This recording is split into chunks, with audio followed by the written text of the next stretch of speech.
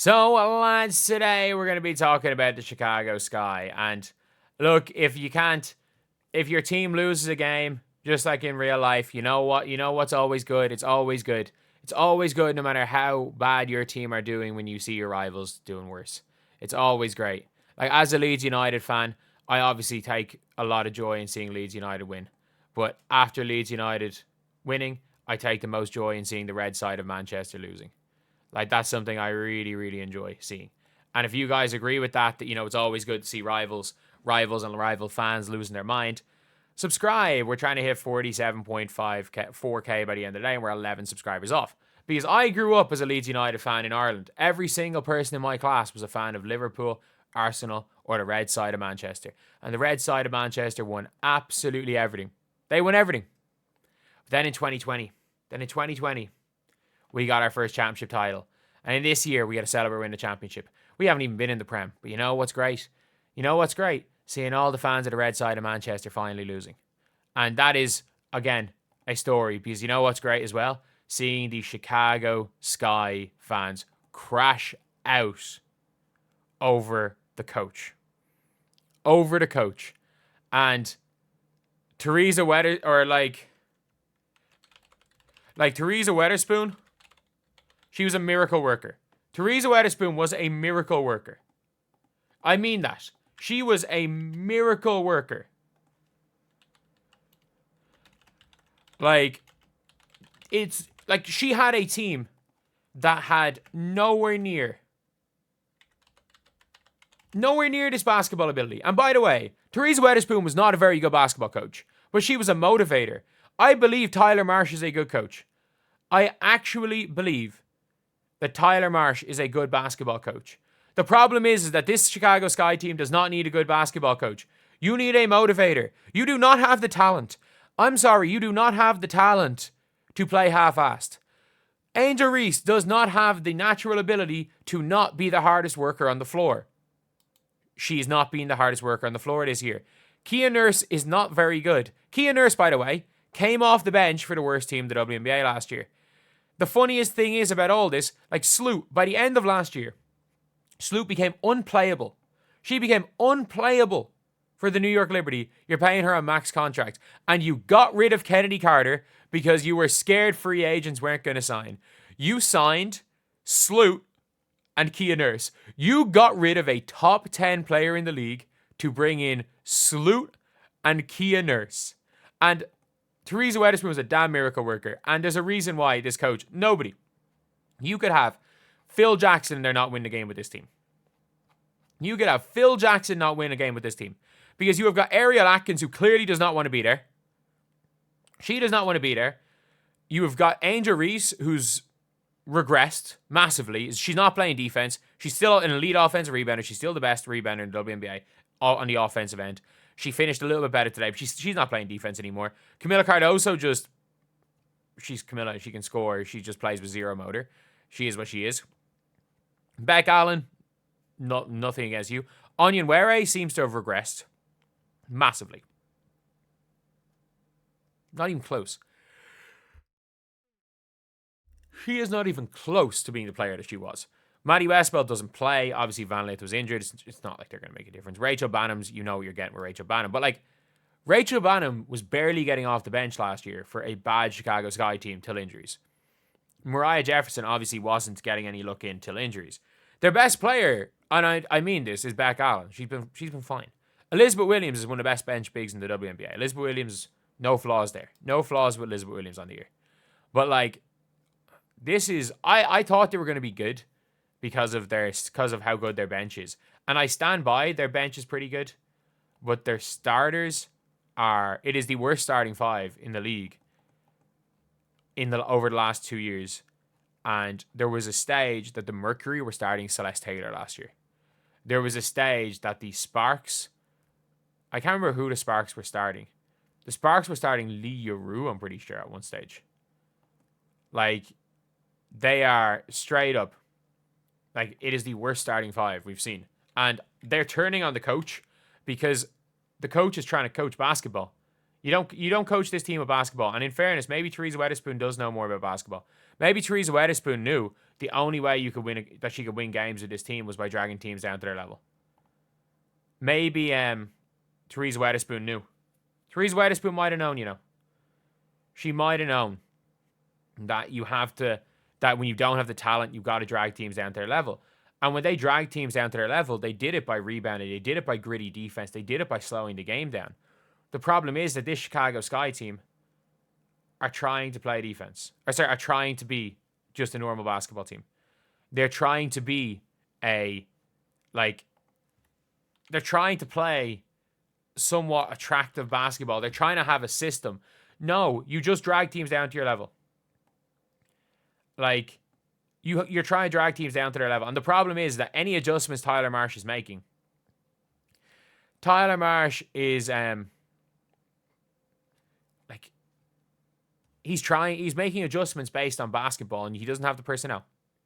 He doesn't have the personnel. I'm reading tweets, everyone's calling for Tyler Marsh's head. And he's not a motivator in any way. He is not a motivator at all. And that is a fact. That is an absolute fact. The man is not a motivator. And sometimes if your team sucks, a motivator is more important than an X's and O's coach. If your team sucks this bad. And you can genuinely see there are players on this Chicago Sky team that are absolutely just have packed it in within 3 games. Ariel Atkins is an all-star level player. She is an all-star level player. And she is playing. I can't even describe. She's not even playing defense anymore. She played defense for the first half against the Indiana Fever and then just decided, you know what, I'm good. She decided to not play defense. She played defense for a half. She played defense for 1 half. 1 half of the season. 1 half. They've played 3 games. They haven't been within double at least they didn't lose by 30, I guess. At least they didn't lose by 30. At least they were back to within single digits. It's crazy. It's absolutely crazy. And if you're Tyler Marsh, you see everything you learned about basketball, everything you've learned about X's and O's. He's been a development coach. He's been all this. They hired him to develop players. Just throw everything you learned about basketball out the window. And you know the way normally when I say it, I'm like, there's a lot of bad coaches, especially in America, that coach basketball like it's 1970. They coach basketball like they still believe that shooters aren't supposed to dip and shoot with 10 toes to the basket. They literally coach the things. It's like they coach the things that people taught in the 50s, despite the fact that in the 50s, if you put any player now into the 50s, they drop 100 points. If you put a pro player, any Division 1 level basketball player into the 50s, if you just put them into a time machine, they'd be the best player in the world. But there are coaches that still teach that type of mentality, those type of things. But the Chicago Sky, Tyler Marsh, forget everything you learned about basketball. Go watch Hoosiers or something, and coach based on Hoosiers. If this team, if passing the ball 4 times before shooting, if that works, go do it. Go do it, because clearly actual basketball coaching is not going to work with this team. Theresa Weatherspoon, just do it. Theresa Weatherspoon, sit there on the sideline and just keep shouting, "You go blue." Just hype them up.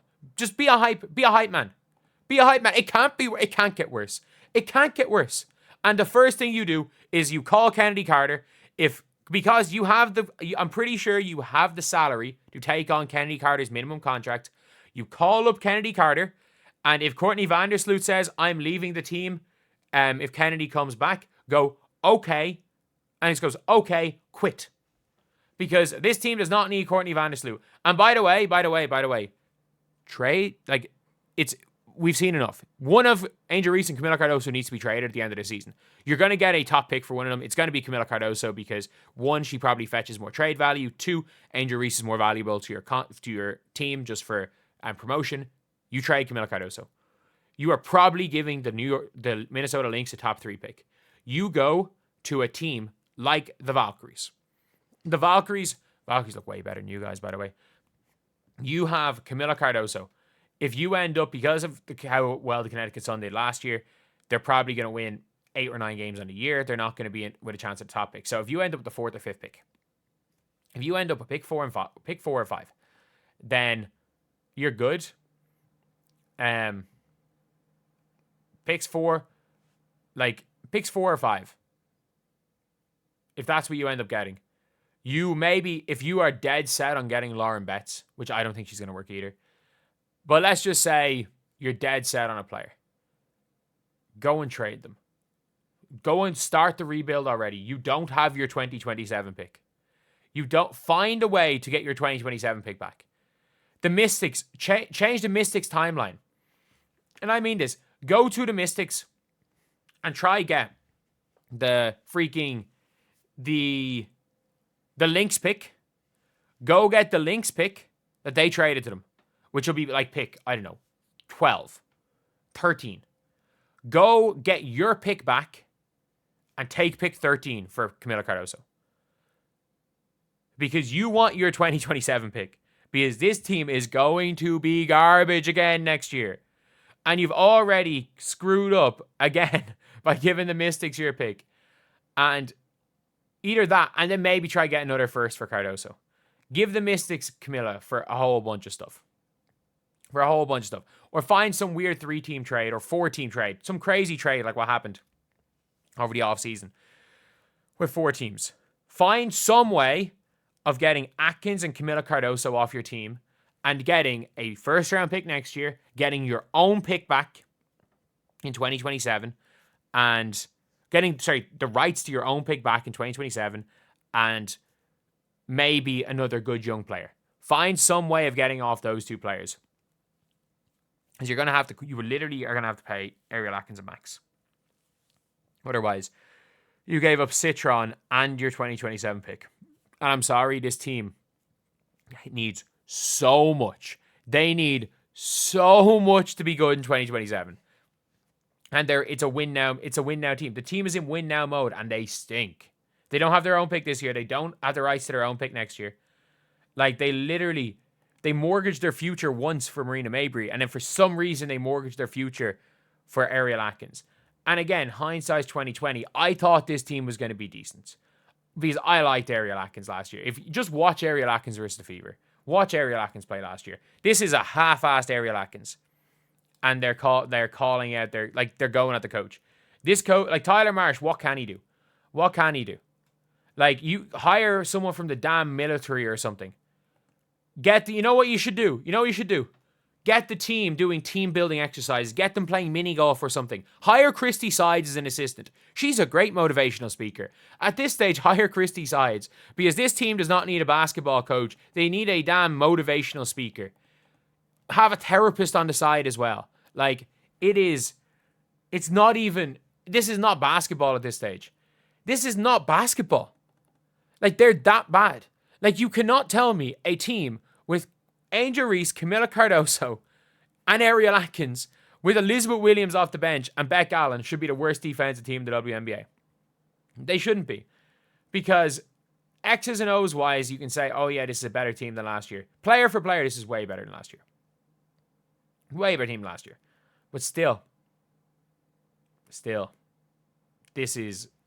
a terrible team. And fans calling for Tyler Marsh, I mean, at this stage, if you want to make if your goal is to make the playoffs this year, and you're saying, you know what, we don't want a long rebuild and stuff, yeah, fire Tyler Marsh, because I think that man might be a tank commander, might be a developmental coach, but I don't know how good this guy is as a motivational speaker. And this team does not need a basketball coach. It needs a motivational speaker. Anyway, I'll see you guys.